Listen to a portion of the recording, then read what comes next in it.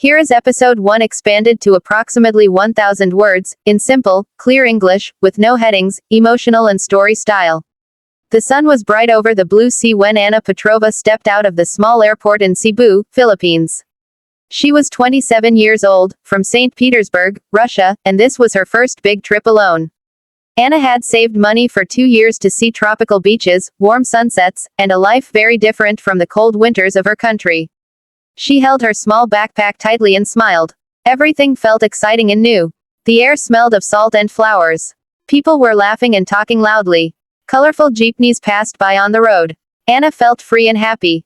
She took a taxi to a cheap hostel near the beach. The room was small but clean. There was a thin mattress, a fan on the ceiling, and a tiny window that showed palm trees outside. Anna paid for 3 nights in advance. She planned to stay longer later. That evening, she went to a small restaurant and ate fried rice and grilled fish. It was delicious. She drank fresh mango juice and wrote in her travel notebook. Day 1. I am in paradise, she wrote. The next morning, Anna decided to walk to the beach and take photos. She carried her phone, her wallet, and her passport in a small shoulder bag. The beach was crowded with tourists and local sellers. Children were playing in the sand. Music came from nearby bars. Anna sat on a rock and took pictures of the sea. After some time, she stood up and walked back toward the road. When she reached for her bag, her heart suddenly stopped. The bag was open. Her wallet was gone. Her passport was gone. Her phone was gone. Anna looked around wildly. Her hands started shaking. She ran back to the rock. She searched the sand. Nothing. No, this can't be happening, she whispered. Tears filled her eyes. She ran to a nearby police station. She tried to explain in broken English. The police officer listened and wrote notes. He shook his head slowly. Many tourists, he said.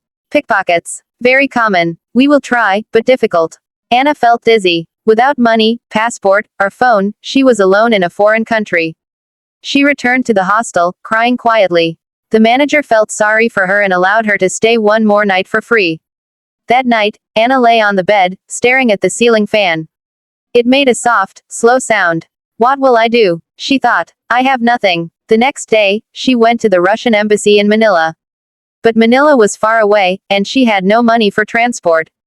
A kind bus driver allowed her to ride for free when she showed him a paper from the police.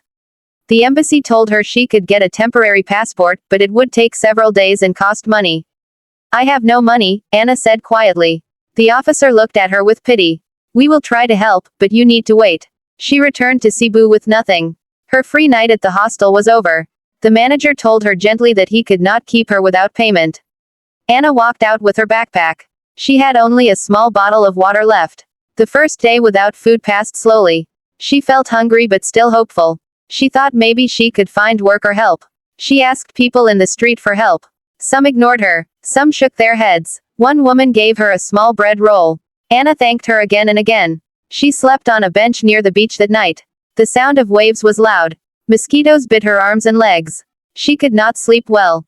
The second day was worse. Her stomach hurt badly. Her head felt heavy. The sun was hot. She sat near a market and watched people eat noodles, chicken, and rice. The smell was painful. She tried to smile at people and ask for food. Some looked afraid. Some thought she was lying. A young boy gave her half of his banana. Thank you, Anna said with tears in her eyes. She drank water from a public tap. Her body felt weak. That night, she felt very cold even though the air was warm. She lay on the sand, hugging her backpack. I just want to go home, she whispered.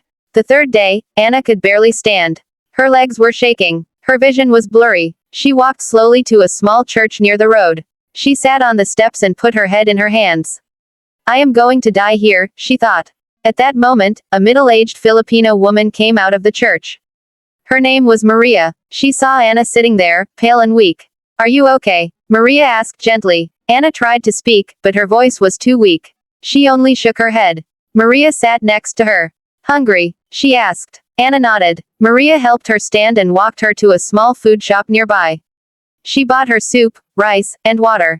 Anna cried while eating. Slowly, Maria said kindly. After Anna felt a little better, she told her story. Maria listened carefully. You stay with me tonight, Maria said. You are not alone. Anna could not believe it. She followed Maria to her small house. It was simple but clean. Maria gave her a blanket and a pillow. That night, Anna slept deeply for the first time in 3 days. She did not know what would happen next. But for the first time since losing everything, she felt hope again. Here is episode 2 expanded to approximately 1,000 words, in simple, clear English, with no headings, emotional and shocking style, and continuous story.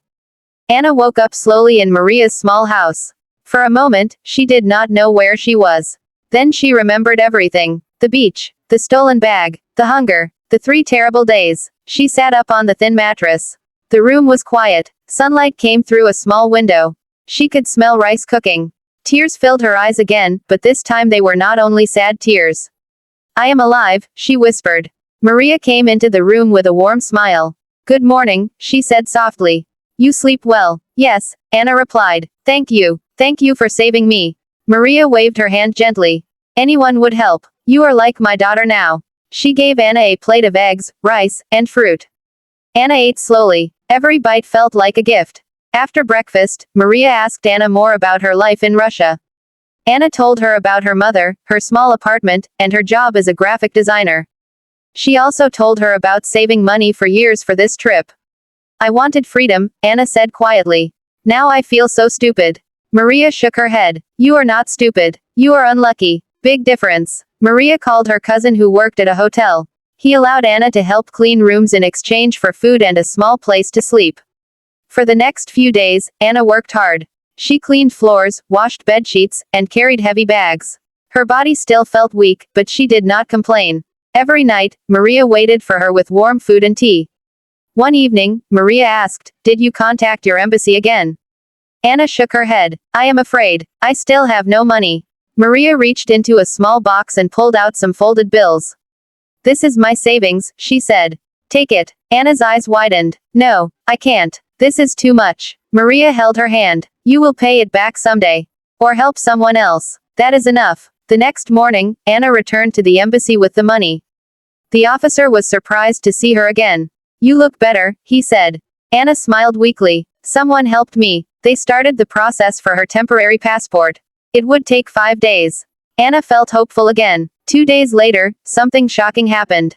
While cleaning a hotel room, Anna found a familiar blue wallet under the bed. Her heart started beating fast. She opened it. Inside were her Russian ID card, some photos of her family, and her old bank card. It was her wallet. Her hands were shaking. She ran to the hotel manager. This is mine, she said. The manager called the police. Later that day, the police brought her bag too. Someone had tried to use her card at a shop, and the camera showed the thief's face. The police found him. Everything was inside her bag. Her passport, her phone, her money. Nothing was missing. Anna sat on the floor and cried loudly. I thought God forgot me, she whispered. That evening, she ran to Maria's house and hugged her tightly. It's all back, Anna cried. Everything. Maria smiled and thanked God. The next day, Anna went to the embassy again. She told them she found her passport. The officer smiled. Then you don't need a temporary one. You are lucky. Anna laughed for the first time in many days. She decided to stay in Cebu for 2 more weeks. She paid Maria back every peso she borrowed. But Maria refused the extra money Anna offered. You already paid me, she said. With your friendship. Anna spent her days helping at the hotel and volunteering at a small soup kitchen Maria knew. She helped feed homeless people. She looked into their tired eyes and remembered herself. One afternoon, Anna met a tourist from Germany named Lucas. He listened to her story carefully. That's unbelievable, he said. You should write a book. Anna smiled. Maybe someday. On her last day in the Philippines, Maria cooked a big meal. Neighbors came. They laughed, ate, and took photos. Anna gave Maria a small silver necklace from Russia. So you will remember me, Anna said. Maria hugged her. I will never forget you. At the airport, Anna looked back at the country that almost broke her but also saved her. She sent her mother a message. I'm coming home. And I am not the same person anymore. Months later, back in Russia, Anna started a small online page called Kindness Saved Me. She told her story. It went viral. People from around the world sent messages. Some asked how to help Maria. Anna sent money to Maria every month. She also started a small charity for stranded travelers. One day, she received a message. Hello Anna. This is Maria's niece. Maria is sick. Anna booked a flight immediately. She returned to Cebu. She held Maria's hand in the hospital. You saved me, Anna whispered. Now it's my turn. Maria smiled weakly. You already saved me too. Maria recovered slowly. Before leaving again, Anna bought Maria a small food cart. So Maria could sell snacks and earn money easily. As Anna left Cebu for the second time, she cried again. But these were happy tears. She had come to the Philippines looking for paradise. She found something greater. Human kindness.